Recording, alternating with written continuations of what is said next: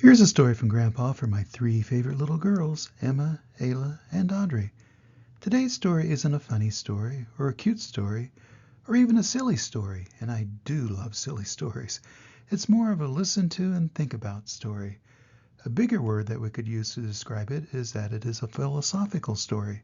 Do you like that word, philosophical? Tell your parents that Grandpa read you a philosophical story today and see what they say. Here's the story. Noticing. Written by Kobe Yamada, illustrated by Elise Hurst. It's a beautiful day, isn't it?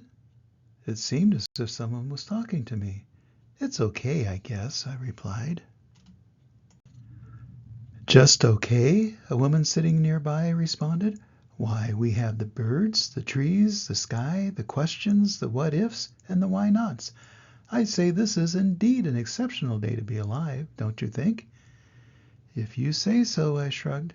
Seemed like an ordinary day to me. Are you a painter? I asked. I like to think of myself as more of a noticer, really, she answered. I just try to make things from what I see.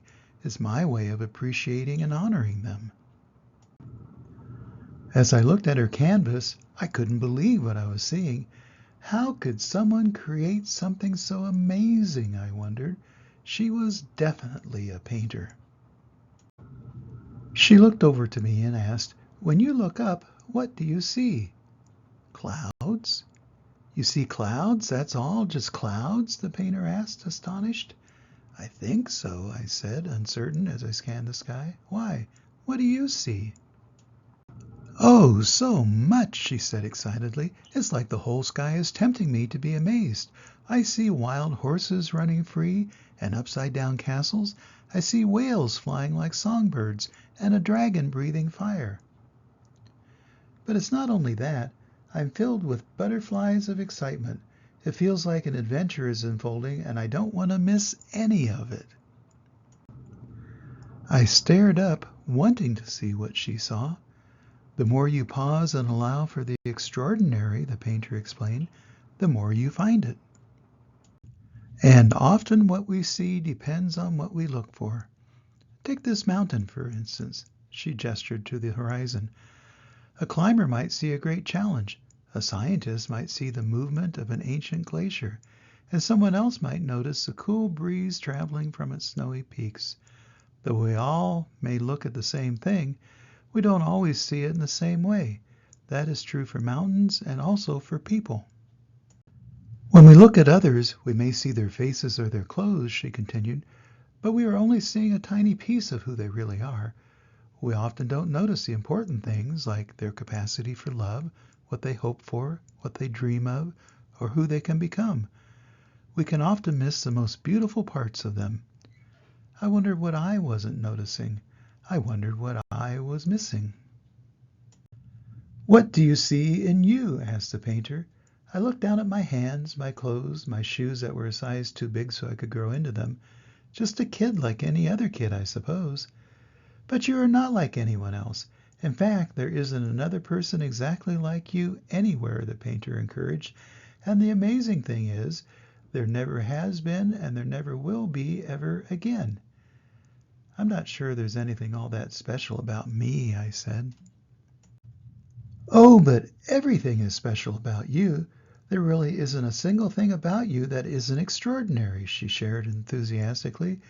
You are the rare and unique combination of what was and the bright possibility of what can be.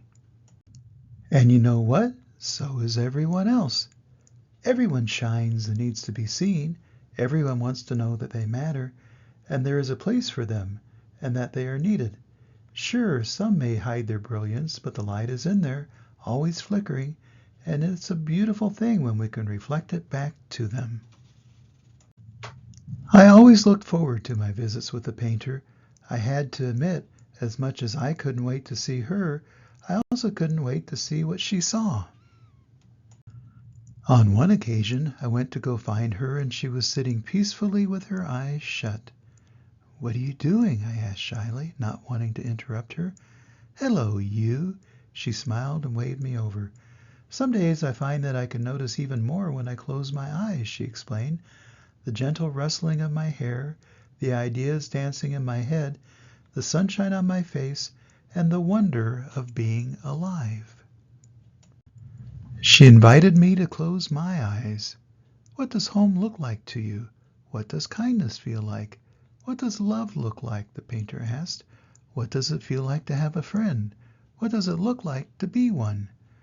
One of the most important ways we can see is with our imagination.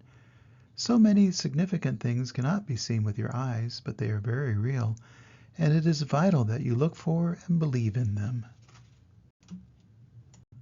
I was filled with a feeling of calm and appreciation. It was moving and wonderful. I sat there with my eyes closed, picturing the people and places and things that meant so much to me in my life. One of the best things you can be is interested, the painter shared. When you are interested, you are curious, and when you are curious, you discover things, amazing things, about yourself and about the world. The miraculous is everywhere and in everything, waiting for us to notice it, waiting for us to appreciate it, waiting for us to love it.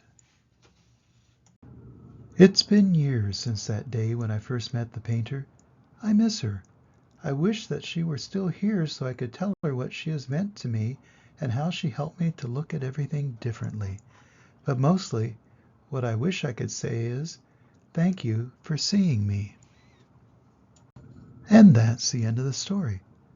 I often think that the difference between being a little kid and being a big kid is the ability to sit still and notice things and think about them and see the beauty in them, even in very small things that you may see every day but often just don't notice until you make it a point to do so. It's a wonderful thing to be able to do, but you have to grow into it through lots of practice. It will help you grow up and be a much more interesting person, but you have to take the time and make the effort to do it every day. It's an important skill to have that helps people to become great painters, great poets, great writers, and just great human beings. Always remember that Grandpa loves you, the very extraordinary you, and I hope to see you soon. Bye-bye.